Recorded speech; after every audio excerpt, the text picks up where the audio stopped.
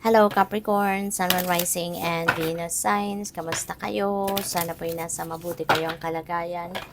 Welcome back po sa Star Tarot. At kung bago kayo rito, welcome din po kayo. Please subscribe, like, share my videos, and leave me a comment kung nakaresonate po kayo. Thank you. So, first card is Peacock. Let yourself stand out and be noticed. Okay? So, kumbaga, it's time to shine, no? Capricorn, ito na yung pagkakataon ninyo na talagang ipakita ninyo sa mundo, sa maraming tao, what you've got, 'di ba? Sayang ng pagkakataon if you are going to miss this, no? Na merong oportunidad, no, na nagbibigay sa inyo ng pagkakataon para maipakita mo yung kung ano ang meron ka, kung ano yung mga kakayanan mo. Okay? So we also have remained vigilant about the current situation. Pay attention to signs and omens and let them dictate your choices. Okay? So, pwede dito na may mga nare-receive ka na, no, na mga signs, symbols, synchronicities, omens, and those are guidance, 'di ba? From the divine. At yun, mag-pay attention ka dyan, tignan mo yan, i-notice mo yan, be on the lookout for those signs and omens kasi gabayan sa'yo kung paano mo ina-navigate yung mga circumstances mo sa ngayon. Okay? Meron ditong mga choices, 'di ba?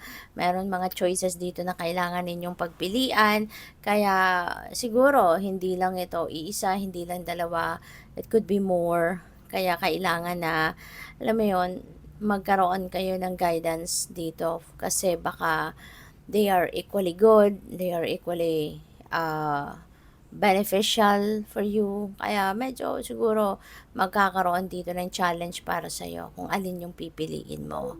Kaya pakinggan mo, no, yung ano mo, yung mga messages na galing sa universe so that you will be guided accordingly. Okay? We have Elk, stand tall and maintain your dignity no matter what, and others will treat you with the respect that you deserve. Okay? Wag kang magpakababa. Okay? Wag kang magpakababa. Wag kang magpakababa and wag kang tawag dito, wag mong ibaba din no masyado ang inyong sarili para lang na ma-please mo ang kung sino man. Alright? You really need to maintain your dignity. Paglaban mo yan. Okay, paglaban mo yan. Do not sacrifice your dignity, your name, 'di ba? Para mapagbigyan mo yung iba. 'Di ba? Because there are other ways that you can help other people. There are so many ways that you can please other people, pero wag mong ibaba yung sarili mo para sa kanila. Okay? So, by the way, maraming salamat for subscribing, and if you haven't subscribed yet, subscribe na po kayo, and also maraming salamat din for not skipping the ads. Malaking bagay po yan sa akin. Thank you, and please click the join button po sa baba ng video kung gusto po ninyo na mag-join sa membership. And by the way, shout out po, no, sa inyong lahat, no, sa kung saan man kayo nanonood, anong oras man sa inyo. Hello po sa inyo, and shout out din sa ating supporter na si at Capricorn Taurus 93. Hello po sa inyo. So, we have I am presence. Ayan. So, I am that I am. Feeling ko dito, Capricorn, paramdam ito sa inyo ng universe na I am here. No? Nandito ako. Lagi akong nandiyan sa tabi mo, sa paligid mo. I am here for you. 'Di ba? Kasi maaari, no, na ang iba sa inyo talagang, alam mo yon, ano kayo, malapit kayo, madalas kayong magdasal sa divine, at kaya ito, yung parang ino-acknowledge niya lahat, no, ng pagtawag mo sa kanya, pagdadasal mo sa kanya, pakikiusap sa kanya. So, feeling ko dito, nagpaparamdam siya sa'yo na, yes, I am here, no, nakikinig ako sa'yo, napapakinggan ko yung dasal mo, yung ganon. So, what else? We have open to abundance. Believe you deserve. Accept plenty and prosperity. Okay? So, merong paparating, no, na abundance and prosperity. Kaya, buksan mo na yung inyong mga kamay, yung mga arms ninyo. Be, kumbaga, dapat nasa receiving mode na kayo, 'di ba?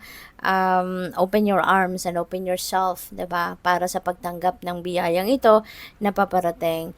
And isa sa mga dapat ninyong gawin is to believe, no, na you deserve this abundance. You deserve the blessings. Meron kasi kung mga meron akong mga naririnig.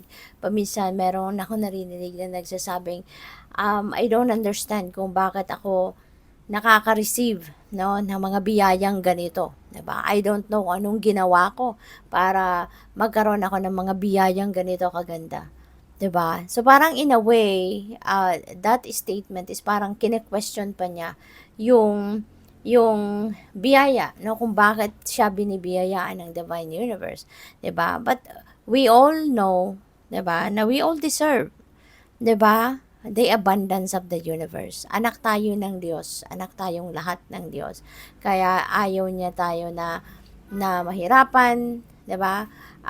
In God's perfect time, 'di ba? Bibiyayaan tayo ng kung ano man ang para sa atin, ano yung deserve natin, ano yung meant for us, 'di ba? Kaya instead na somehow parang questionin natin yung ginagawa niya para sa atin, let's just embrace it. Let's just be grateful, 'di ba? And yun, magtiwala kayo, no, na deserve kayo. Deserve ninyo ang lahat ng magagandang biyayang ito ng divine. Okay? So, maaaring ang dadating sa inyo dito, kasaganaan sa pera, 'di ba? Kasaganaan sa pagmamahal, kasaganaan sa mga kaibigan, no? Or any good things. No? All the good things might come your way, 'di ba? In abundance. So, we also have entered the magic, live in the now, seize the moment. Huwag nating sayangin, no? Capricorn, huwag ninyong sayangin ang mga oportunidad, pagkakataon na sumusulpot sa inyo right at this time. 'Di ba? Live in the now, live in the moment, seize every moment na meron kayo. Kasi sayang kung papalagpasin ninyo, 'di ba? Lahat ng oportunidad na pumapasok sa buhay natin, ibig sabihin that is meant for us. So kung ano man ang mga opportunities na nandiyan dyan sa harap mo or dadating pa lang, those are meant for you. Kasi hindi ibibigay sa'yo, hindi ipapadala sa'yo ang hindi para sa'yo. No? Kaya live in the now. Huwag na kayong masyadong mag-focus sa kung ano ang tapos na, kung anong nakaraan na. Kasi wala na tayong magagawa dyan. We don't have power over that.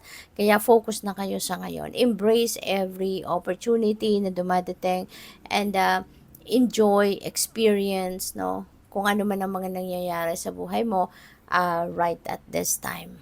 Good luck sa'yo. Thank you for watching. Love and light. Namaste.